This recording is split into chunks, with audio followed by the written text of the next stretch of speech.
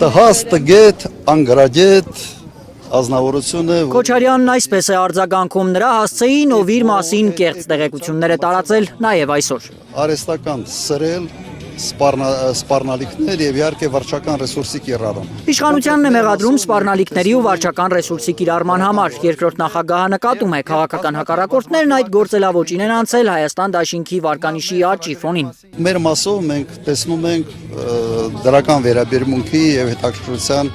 աճը Հայաստան դաշինքի նկատմամբ, սա ուղղակի դժվարահերքեր։ Հետո Քոչարյանը սկսում է հերքել այն, ինչն ի սկզբանե հերկված էր։ Սուտ է, թե Հայաստան դաշինքի առաջնորդը Պուտինին խնդրել է օգնել իրեն փախչել Հայաստանից։ Պուտինը պիտի ինձ օգնի, ես փախչեմ։ ԿՊԱ-ականներն այսօր են վերաթարմացրել մի հին ձայնագրություն, որում Քոչարյանի ձայնով ինչ-որ մեկը խնդրում է Ռուսաստանի Դաշնության նախագահ Վլադիմիր Պուտինին ապահովել իր սահուն ելքը ստեղծված իրավիճակից։ Մարդկանց երևի բզիկները կամ հոգեկան խանգարումները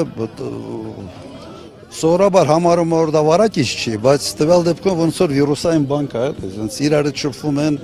իրար փոխանցում են։ Ռոբերտ Քոչարյանը հորինված է անվանում այդ ձայնագրությունը ու պնդում արհեստական բանականությամբ ստեղծված ինչ-որ հիմարություն է։ Այդ դեպքում ինչու է Փաշինյանը հայտարարել, թե որպես երկրի վարչապետ երաշխավորում է այդ խոսակցության իրական լինելը։ Գիտեմ, ինքը եւ խոսխանձող է, եւ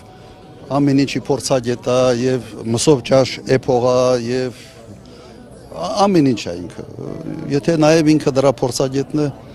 ինչ ասեմ։ Իսկ երբևէ որևէ աջակցություն խնդրել է Քոչարյանը Պուտինից, հետաքրքրվում են լրագրողները։ Ինչի համար աջակցություն։ Մի հատ կարող եք բացատրել ինչի համար աջակցություն։ Մի հատ ասենք ես էլ հասկանամ ինչի մասին է խոսքը։ Աջակցից ես, որ ընտրեմ շատ։ Որ ինչ։ Հաջորդ ղեկավար ինչ որ կերպ աջակցի, որ դուք դառնաք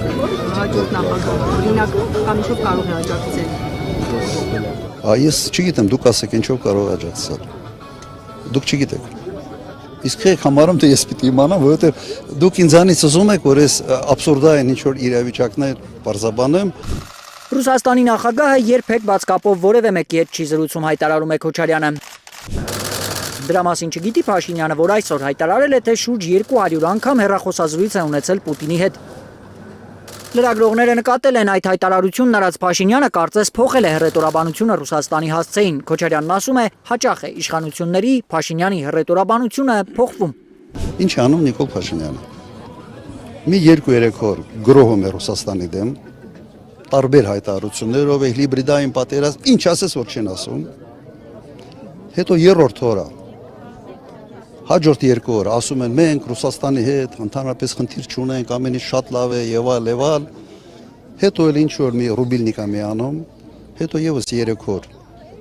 գրոհում են ամբողջ թիմով Ռուսաստանի վրա։ Հնարավոր է հռետորաբանությունը մեղմելու պատճառն այն է, որ մի քանի օրից ԵԱՏՄ գագաթնաժողովն է ու այնտեղ կարող է քննարկվել Հայաստանի կարգավիճակի հարցը։ Վարչապետը այսօրվա անում է ամեն ինչ, որ մեր երկրի գլխին մի նոր փորձանք բերի ԵԱՏՄ-ի հետ կապված։ Իրեն ասում են, որ անհամատեղելի է։ Մեկը ասում են, չէ, անհամատեղելի է, բայց դուք սենց զապասկա եք։ Միջազգային հարաբերություններն այդպես չեն կառուցվում, ասում է երկրորդ նախագահը։ Օրինակ մեկը Տրամպին, ասի, գիտես, հիմա քո հետ շփվում ենք, այնքանով ինչքան որ պետք ես։ Վաղը որ որոշենք, որ դու մեզ պետք չես, մենք քեզ կոպիտ ասած գցելու ենք։ Թրամփին հիշելուց հետո Տրիփով են հետաքրքրվում լրագրողները, ինչ են մտածում Հայաստան դաշինքում այդ նախագծի մասին։ Ես բազմից ասել եմ, պետք է անպայման պրոյեկտի մեջ ներգրավել պետություններ, որոնց նկատմամբ Պարսկաստանը ունի դրական վերաբերմունք։ Ռուսաստանը, Չինաստանը կարող են լինել այդ պետությունները, ասում է Հայաստան դաշինքի վարչապետի տեխնացուն, խոստանում է բանակցել Տրիփը մեծացնելու շուրջ իշխանության գալուց հետո։ Գնաք, ճիշտ քվեարկեք, ընտրեք մի իշխանություն, որը պատրաստ է ջանք գործադրել այդ նպատակին հասնելու համար, ես ձեզ երաշխավորում եմ։ Այդ ֆորմատը կփոխենք։ Ալբերտ Սերոպյան, Էլեն Յահինյան, Հայլուր։